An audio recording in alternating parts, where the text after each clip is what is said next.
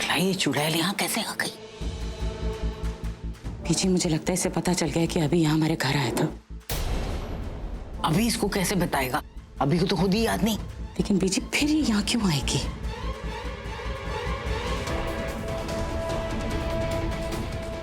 Hello aunty जी। Hello दादी, कैसी हैं आप? यहाँ क्यों आई हो तुम? क्या चाहिए तुम्हें?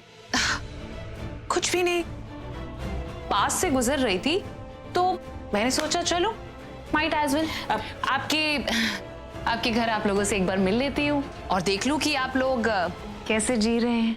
हम जिंदा हैं और बहुत इज्जत से जी रहे हैं और खुश भी थे, लेकिन लगता है किसी की बुरी नजर लग गई, तेरी। पर एक बात सुन ले आलिया, मुझे बुरी नजर को उतार के बाहर फेंकना बहुत अच्छे से आता है। इससे पहले कि पूरे मोहल्ले के सामने बुलाकर मैं तेरी बेइज्जती करूं तो दफा हो जाए यहाँ से। दादी जी कैसी बातें कर रही हैं आप? आंटी जी समझाइए इन्हें कि घर आए मेहमान के साथ कोई ऐसे बिहेव करता है क्या? और तो और मैं तो आपके relative, sorry I mean x relative. तू कोई मेहमान नहीं हमारे लिए, अजनबी है। और अजनबी लोगों को घर में नहीं घुसाते, उन्हें घर से बाहर फेंकते। हाँ आलिया, बीजी बिल्कुल ठीक कह रही है। ना तुम्हारे साथ कभी हमारा कोई रिश्ता था, ना है और ना ही रहेगा। I must say, I am very impressed. कमाल, मुझे तो लगा था कि भाई की ये याददाश्त खोने का जो सदमा है वो आप लोगों को बहुत ज्यादा लगेगा, लेकिन 1 महीने के अंदर ही आप लोगों ने सब कुछ इतनी अच्छे से समझ लिया। Good job, I must say. वैसे एक बात तो बताइए कि इस पूरे सदमे को सिर्फ आप दोनों ने ही अच्छे से समझा है या फिर आपने अपनी बेटी को भी समझाया?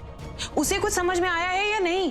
क्योंकि क्या है ना, उसे बहुत घमंड है इन सब चीजों का।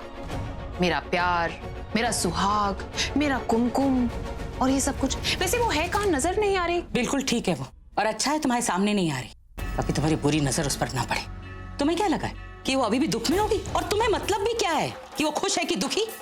उसने अपनी नई जिंदगी की शुरुआत कर दी है। ओह, नई जिंदगी की शुरुआत।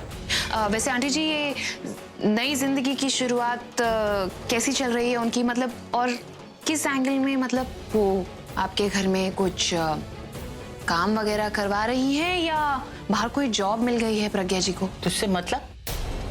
तू तो भगवान का शुक्र कर कि तू उसके सामने नहीं पड़ी, नहीं तो तुझे वो सबक वो सिखाती कि तू याद रखती। दादी, आपकी एज के लिए इतना गुस्सा अच्छी बात नहीं है। उफ, समझाइए ना आंटी जी ने। वैसे एक बात तो बताइए कि आप मुझे डरा रही हैं या फिर कुछ छुपा रही हैं?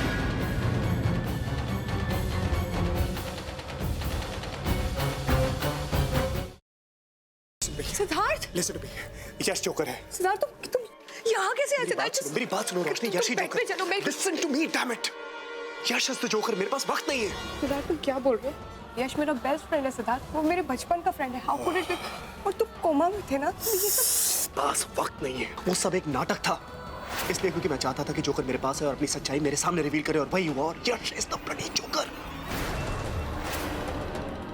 हमारे परिवार के साथ अब तक जो कुछ भी हुआ है, तुम्हारे ऊपर जानलेवा हमले, आयशा की किडनैपिंग, सासू मॉम के ऊपर हमले, everything has been done by him. Please मुझे घर तक पहुंचा दो, इसके बाद मैं कभी कुछ नहीं मांगूंगी। प्लीज प्लीज मुझे घर तक पहुंचा दो। भगवान को याद किया और शैतान हाजिर, और वो इसलिए क्योंकि मुझे मेरा बदला लेने से भगवान भी नहीं रोक सकता। प्लीज मुझे मत मारो।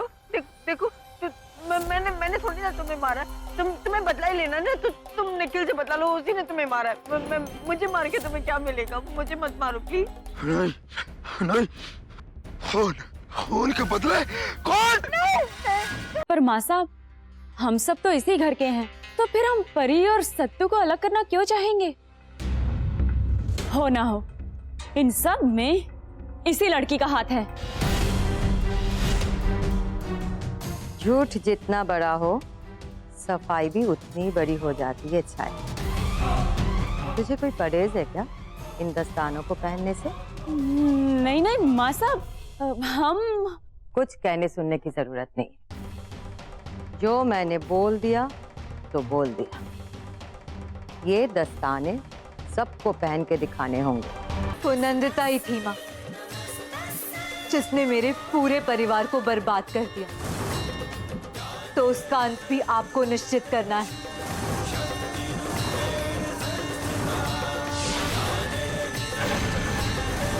जिस तरह इन पापियों का विनाश किया है आपने, उसी तरह नंदिता का भी आज ही विनाश हो जाए।